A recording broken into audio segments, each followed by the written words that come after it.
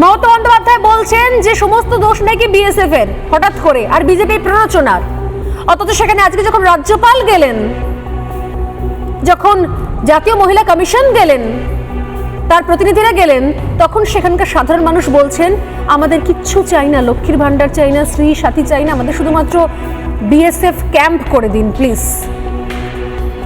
দুটো বক্তব্যই শোনাবো, তারপরে আসছি শুরুতেই। পুলিশের আসেনি, পুলিশকে কতবার ফোন করেছি, পুলিশ বলে শেষের বারে বলছে তোমাদের খুব দরকার আছে নাকি, আমাদের দরকার না থাকলে আমরা। এটা পুলিশ বলছে? হ্যাঁ পুলিশ বলছে, শেষের বেলায় বলছে আপনাদের খুব দরকার আছে নাকি, থামো না, যাচ্ছে যাচ্ছে এইভাবে বলছে, কিন্তু কেউ বাঁচায়নি। বিএসএফ এসে আমাদের জানে বাঁচাচ্ছে, বিএসএফ এর গাড়িতেই চেপে গেছি আমরা। বিএসএফ স্যারেরা করছে যা করছে, কি বলছে?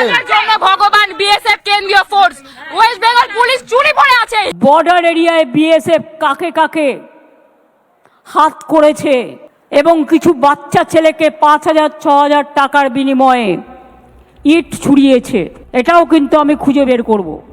যে 2-3জন মারা গেছেন, 3টে পরিবারকে বিএসএফও গুলি চালিয়েছে, তার বিরুদ্ধেও অ্যাকশন হবে। আমি আমার চিফ সেক্রেটারিকে বলছি, বিএসএফ যারা গুলি চালিয়েছে, কেন চালিয়েছে তার তদন্ত রিপোর্ট হওয়া উচিত। শীতলকুচিতেও গুলি চালিয়ে এরা 4 জনকে মেরেছিল।